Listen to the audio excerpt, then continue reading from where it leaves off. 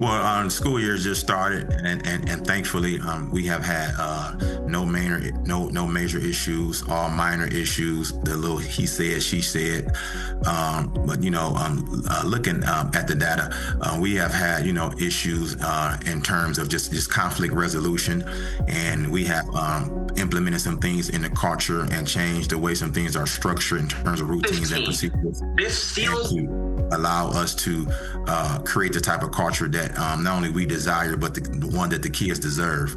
And so we haven't seen any major behavior issues that arise thus this far. And once again, the school year has just started. And so, but what we have realized is that, we need to implement some type of conflict resolution. Hello, my fellow school leaders. I'm Avinash Bansal, co-founder at Tomo Club. And today in the Tomo Club podcast series, we have the Superintendent of Legacy Academy of Excellence, Derrick Davis. Derrick has been an athletic director, a coach, a dean of students, and now a superintendent. So definitely he has a deep understanding of student behavior from the ground up and the school culture around it. And we are extremely honored to have you, Derrick, here. Thank you and welcome to the podcast. Thank you. I'm extremely honored to be a part of it. Thank you so much for the invitation, and I'm just excited to dive right in and discuss some of the challenges and some of the successes that I've had since being in education and in leadership. No, absolutely. I'm 100% sure a lot of school leaders are going to get a lot of benefit out of this. So before we start, I would love to know a snapshot of your story and what got you into education in the first place. Okay, born and raised in the city of Detroit, Michigan, from the east side of Detroit. My grandma was a lifelong educator. She was a teacher, elementary school teacher at Nichols Elementary for 32 years.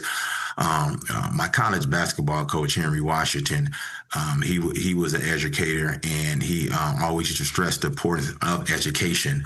And it was kind of go in one end, one out the other, like, yeah, whatever. I'm just going to go to school till I don't have to go no more. As soon as I could finish, I'm going to be finished. Yeah. And so I was coaching college basketball at Eastern Michigan University, and I got a call from my old alma mater, Detroit Southeastern High School, to return as the at that time as the behavior interventionist and the boys basketball coach. And so I was on an upward trajectory as a college basketball coach, which was my ultimate dream at the time. And so I was saying, I don't know if I'm going to do that. And then so the principal said, hey, I think you're the right man for the job. You're from here. You're from the culture. The kids will love you, and you can make a difference in the school. And I'm in my head saying, I'm a basketball coach. I ain't trying to make a difference in the school. I maybe make a difference with the basketball team, a basketball program. And so I told him I'm not so sure. Then he called me back again the next day and said, hey, how about if I will make you not only the behavior interventionist, but the athletic director as well? And at that time, I was would have been and was the youngest athletic director in the city of Detroit. So I said, you know what? I'll take on that challenge and take on that opportunity. And it's fair to say I bit off more than I can chew. But once I really got engulfed into the school culture and the lives of the kids, it all made sense. And to me, at that point, I felt that no longer was I doing it for the income, but doing it for the outcome.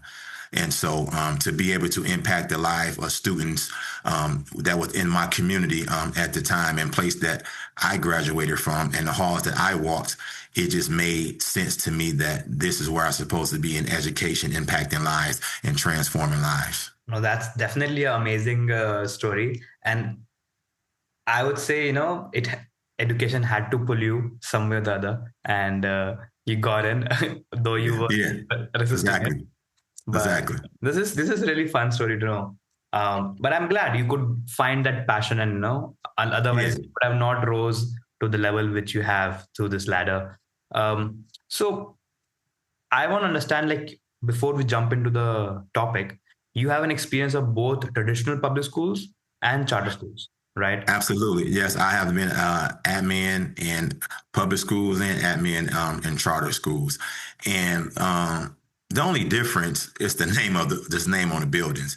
They are still kids, and they are still have challenges, and it's still issues, and we still have a job to do, which is give our best to the students because we expect our best from the students. So it's the quality of the education does not change because you have quality and high level educators in the public school sector, and you have quality and high level educators in a charter schools perspective. And so the semantics and things of that nature varies, but the overall cultures of the schools in the public and charter school system are quite the same. No, absolutely. I understand. I think this has been a long-term establishment that charter schools are public schools, which a lot of people have misconception about. But I want to understand about the fact that the biggest difference is about the renewals, right? The charter schools are supposed to get renewed either through the state or to the public school in the district, depending on their metrics. And that's like hanging a sword on the head all the time. Uh, Mhm. how does that impact your overall working style? In terms of Like in terms of your academic excellence, attendance, because all the metrics that are going to be analyzed, you have to like show up a report card and get a 3 year or 5 year renewals. If that's the case with your school as yeah, well, is yeah, it? yeah, yeah. I mean, and so yeah, the difference in terms of how is governed by the states is that public schools is state ran primarily, and charter schools are governed by a board or some form of management company, and so you are still held to a certain standards academically with that aligns with the state's criteria in terms of being graded and in terms of testing. And so charter schools, in my opinion, being that I worked at both, are looked at more closely because they're charter schools. Right? Okay. And so I had the whole misconception about charter schools myself as well. I became an admin at a charter school over 5 years ago. And I said, the only thing different is that the kids look different. Everything else is the same. No, absolutely. In fact, I think this constant evaluation is a great reason that charter schools become a hub of innovation because they have a much more at stake to keep themselves Yes, innovating, uh, exactly. which sometimes get complacent in a public setting. Hmm. Time, but it does. So I think I love working with charter schools myself. So now coming to the point that um, when you shifted your career from athletics to more student facing roles and then to the superintendent, which is supposed to take care of budgets, board relations, and broader vision. So, Right. what skills did you have to unlearn to get that upskilling for yourself? I am asking this question in a little bit twisted way. You said what skills I had to unlearn? Unlearn, yeah. Yeah, so I was used to being, real hands-on in terms of inside the school and in regards to the day-to-day operations and parent engagement, relationships, interacting with staff, interacting with the students. And so that's still a part of me, but I had to not unlearn that, but learn that I'm no longer in that realm. I'm no longer going to be I don't want to say use the word bombarded, but I'm no longer going to be interacting with uh, 15 or 20 parents on a daily basis and dealing with building concerns from each and every angle and from different students and from different staff and making sure that everything is taken care of in the building between staff members and in regards to student relationships and parent relationships and PTAs. So now have to focus on being more of an overseer of it than to be the one that's in the trenches of it, if that makes sense. I know that makes a lot of sense because it's not easy to lose control, especially if you Mhm. are habitual of the hands-on getting things done. And so this was our first week of opening up, and I was at all our schools on opening day, and it was real hard for me not to just to be yelling out directives and then just being super hands on like I'm accustomed to being. I had to realize like, oh, let me step back and allow our buildings leaders to do what they are assigned to do and what they are good at doing, which is being the building leaders that they are. And so I had to kind of just scale back, Yeah, which is absolutely. that's what I'm learning how to do. No, I think that's super important, because only then you can instill trust. Only then you can get away from micro task and think of a macro level strategy. Uh, Right. it's so important to do this at leadership roles. So, Absolutely. Legacy is like 100% minority school, right? So Yes. most students are coming from economically disadvantaged groups. So the core challenges of these schools and of these students and families is very unique in its own way, which is cannot be generalized to the overall US. So what are the core challenges of student behavior and culture that you have been witnessing at Legacy? Well, school year just started, and thankfully, we have had no major issues, all minor issues. The little he said, she said. But looking at the data, we have had issues in terms of just conflict resolution, and we have implemented some things in the culture and changed the way some things are structured in terms of routines and procedures, This and seals to allow us to create the type of culture that not only we desire, but the one that the kids deserve. And so we haven't seen any major behavior issues that arise thus this far. And once again, the school year has just started. And so, but what we have realized is that we need to implement some type of conflict resolution because once the students get into any type of conflict, they have difficulty resolving it adequately without throwing around any derogatory words or inappropriate words or unsolicited threats. And so Yeah. we just making sure that we are daily, consistently giving them and going over our expectations and modeling for them what we expect. Not just telling them, but also modeling it. And then we also doing something different now. We are creating situations and plan it out and say, okay, so what would be the right decision to make in this situation? What would be the right choice to make in this situation? What should you do in this situation? So when they're faced with the situation, they can remember or they can recall, you know what? I remember we did this and I remember what the right decision was. I remember when this happened, when we role played this and what the right decision was. Because the fact of the matter is just how you teach and prepare them for math and science and English. It needs to be the same way in terms of behavior and social emotional learning. You need to teach them the same way you teach them in them other core content subjects. You need to be able to teach them in the way to how to behave and conduct themselves. No, I'm glad you brought that up, of explicitly teaching those skills to the students. So I have seen that a lot of school leaders and a lot of educators, they tend to always say that we teach students social emotional learning or these life skills while teaching math or while teaching English. And I am a believer that there has to be an explicit, like a dedicated session for these skills to make it relevant. But I understand Absolutely. both has their own benefits. So what's the strategy that you believe? Do you believe in a specific time slot for it, or do you think it should be embedded in everyday classrooms? I believe it should be something that should be taught daily. Once again, just like the core content subjects gets taught, social emotional learning shall be taught. Because if you have a child that is dealing with some issues outside of the classroom, that's beyond their control and that is difficult for them to handle, for them to conceptualize, it's going to be difficult for you to get them to learn. And so that is something that needs to be dealt with and talked to on a daily basis.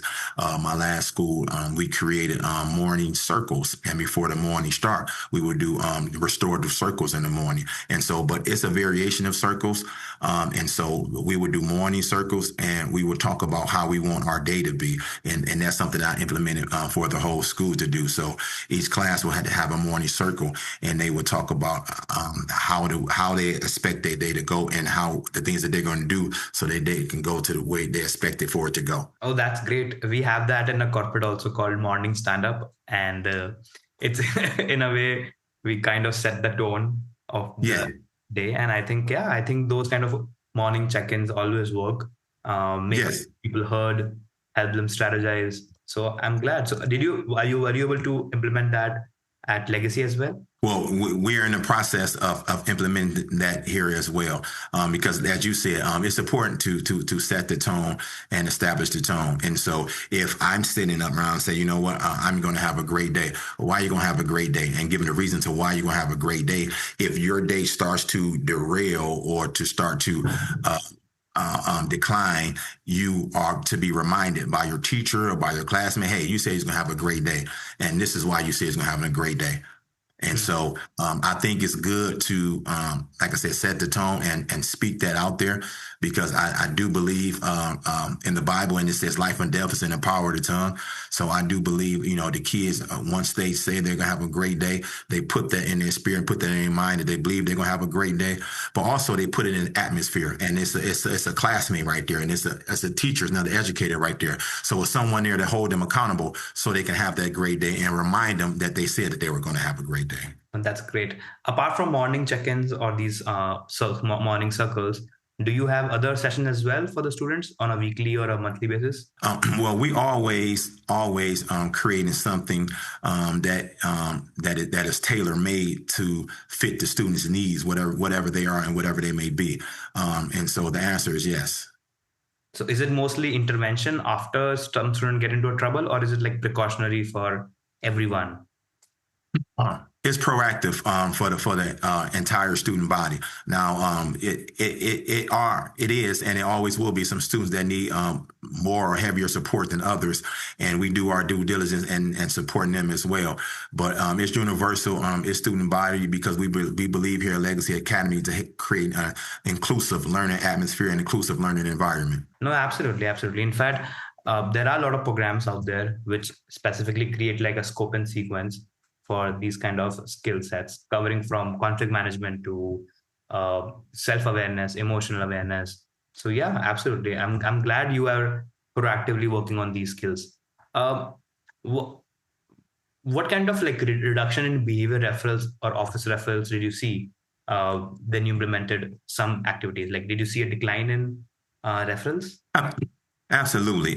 We definitely seen the kids become more engaging, which is very important, because a lot of kids they choose not to engage, because one, they are fearful of embarrassment and getting ridiculed by classmates and talked about because of their lack of knowledge of a particular subject, or because their literacy level is low, and or because they just feel that no one's going to hear them anyway. And so when you create a situation, and when you create an environment for students, for each student to be heard, and make sure that they are recognized and they know their voice matter, it definitely creates the type of culture that's welcoming and that's nurturing, and that students and kids can flourish in.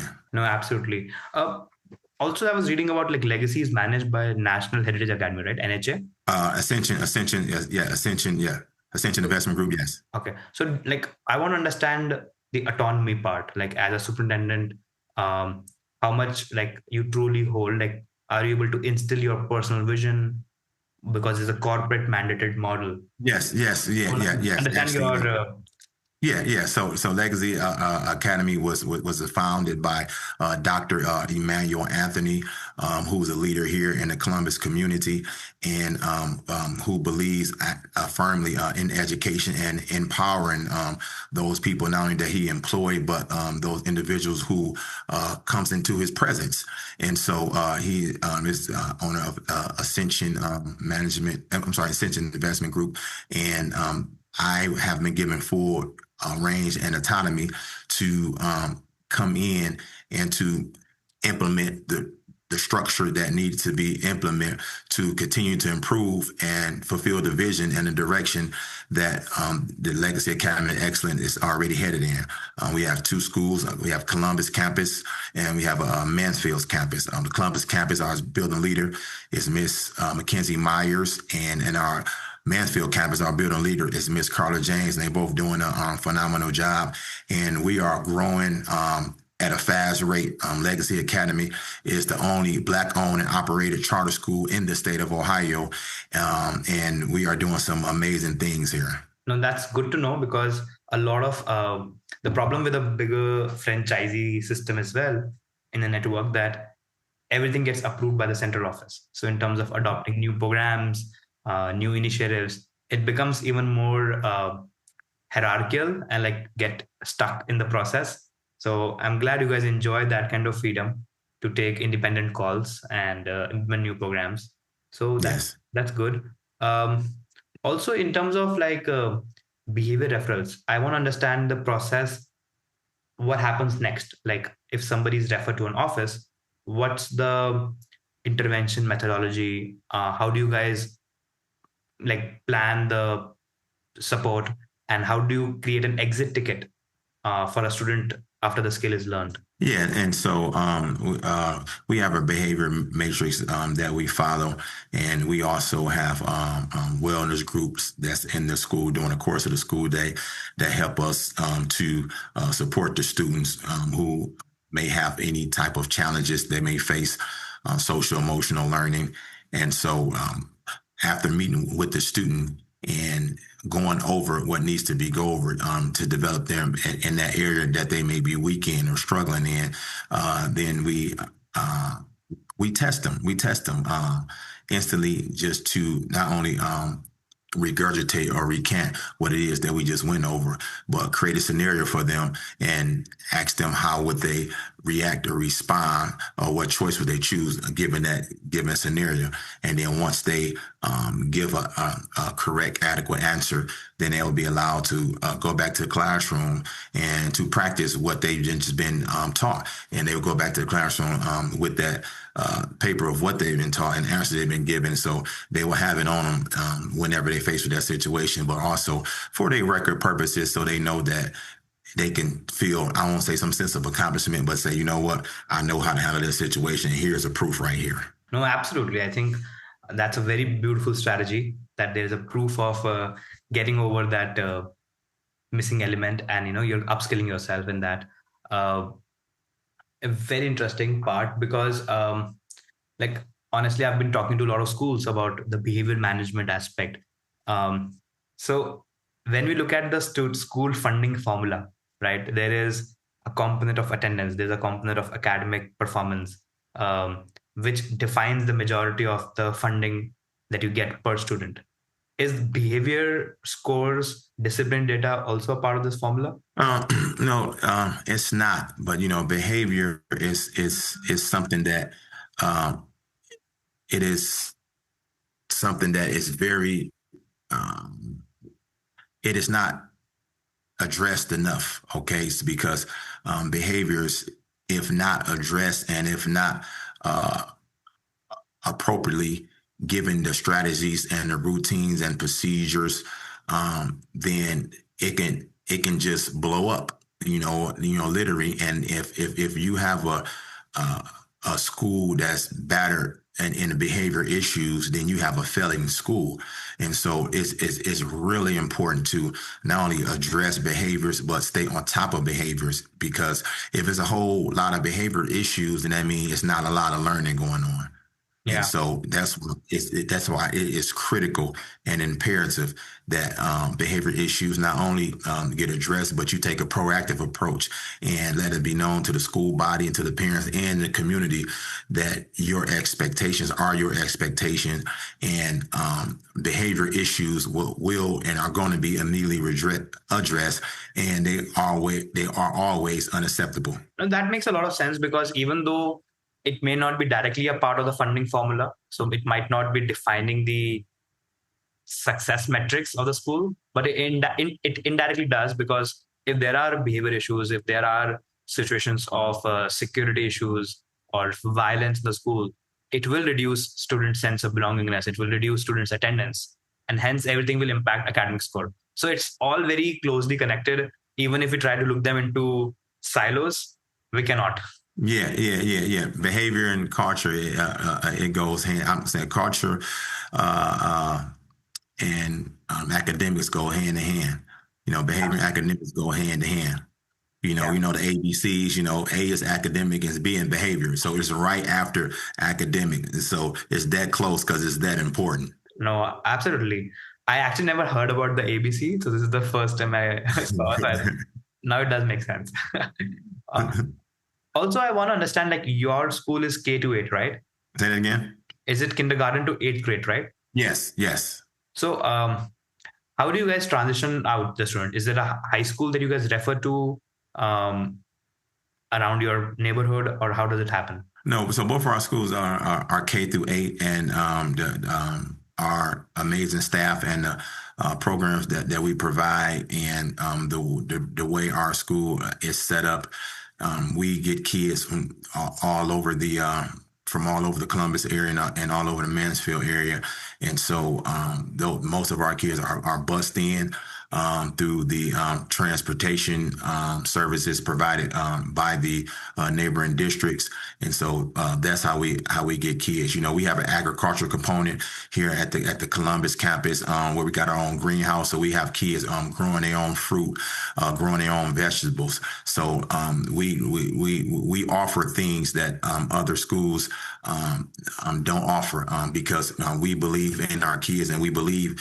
that they need to be taught how to farm. They need to be taught agriculture. Need to be taught how to grow their own vegetables. No, absolutely. That's a great thing. But I want to understand like, do you guys track how many students are joining high school, or like, is there any uh, high school admission number that you become like a metric for you guys? Oh yeah, no. So we have a majority of our kids who get promoted from here go to their neighboring districts high school, because we get kids from all over the area, and so it's not no one general area that our kids come from. They come from all over the area, and so but typically they go back to the area when they go to the high school from the area where they're from when they leave our school. No, that's great because that becomes an important metric to track as well. Oh no, yeah, yes, for sure. And now I want to talk about like how do you guys are looking at AI as an overall implementation, because it can reduce a lot of behavior like it can have a lot of functionality in the behavior referrals and behavior Mhm. management. So first of all, before we get into that, I want to understand your primary thoughts about AI, how you guys are looking at it. Well, so AI, I just was in a conference in terms of about the AI and the how it can be integrated in the school and be used in a way that's beneficial to the student body and the staff. So AI is not going anywhere. It's only going to grow, and so I think it makes sense to use it to teach the kids how to properly use it, and to integrate that into the schools to a certain extent, because it's not, like I said, it's not going anywhere. It's only going to grow, and I want to make sure our kids not only know how to use it, but use it in the right content. And so I believe AI can be very beneficial, and I believe that AI sooner than later will be a part of these schools' curriculum, or as an elective, or as a core content subject. But I believe AI, it will be integrated into all the schools across the nation within the next 3 to 5 years. No, absolutely. I predict honestly before that, because looking at the conversation happening across the states, it's much quicker than we thought. What about the teachers? Like, are they looking at it with caution, or they're embracing it? They're already using it? And any kind of data that you have at that end? Well, it's a bit of both. They're looking at it with caution because as you and I know, it doesn't it almost thinks for you, and so when you it I love critical thinking and thinking outside the box, and this kind of limits students' critical thinking or them thinking outside the box. They just put something in, and everything that they want to know about whatever just pops up. Yeah. And so I may be telling my age, but like when I was in school, you had to go to the library and then you had to do some actual research. And AI was not even a thought. The teachers, so that's the apprehension portion of it. But the positive side of it, the teachers like it because it can help them now. It don't take them so long to get lesson plans done now because of AI and the uniqueness of AI that helps create lesson plans and that helps create lessons. And so it's a balance. It's a balance. No, absolutely. It is a balance. So any number of teachers, like 10%, 20%, or 50% of teachers are using it regularly. Do you have any kind of stats on that? I don't have no cold hard fact stats, but if I really dove in, I would say over 50%. No, that's a good number because students are anyways using it. Let's say even if we don't have training programs for them, Hmm. there is no doubt like 90% of them must be having a, but yeah, at least the middle school, I'm not as K to 5 may not be, but Right. middle school is definitely using it. High school is very high. Like high school. Yeah, high school is super high, super high, super uh, high. what about the behavior management? Have you thought about any applications of using AI over there? No, I actually haven't. I actually haven't. And so, so far, so good. Once again, our building leaders have been doing a magnificent jobs along with our dean of students. Certain things that we put in place, they're being followed strategically, and we are make sure that every day they're being practiced. So, so far, so good with that. No, absolutely. But I do see a lot of possibilities. I think whether it is the IEP tracking, recommendations, or even on the side of helping students focus on accessibility part, whether it's neurodiversity part. I think there is a lot of possibilities of personalization of lesson plans or assignments, depending on the student needs, which is possible It's, with. the possibilities are limitless. Yeah, no doubt Man, about it. you're right. No, we definitely have dug into multiple aspects of behavior and leadership management. Anything that we Mhm. have discussed that you think we should definitely talk about? Yeah, no, just the fact that, a lot of students who have challenged behaviors or, experience challenges in terms of behavior in the schools, a lot of them come from situations that are that pose as challenges. Okay. And then so when they come in the school, they're just a reflection, generally most of the time reflection of the situation that they come from. And so we have to be patient. It's a process, and we have to do our best and build in a relationship, because that's the key component, and to really getting into creating the type of culture and transforming kids' minds and inspiring them to do more and to be more is to create and build that relationship with them. So, but that's a process, and that takes patience, because once again, most challenging students come from challenging situations.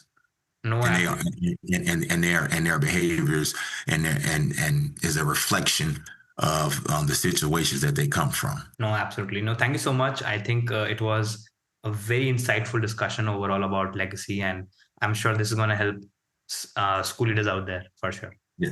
Well, thank you for having me. I greatly appreciate the opportunity, and anything that I can do, please reach out. I'm definitely will support. 100%. Thank you so much for your time.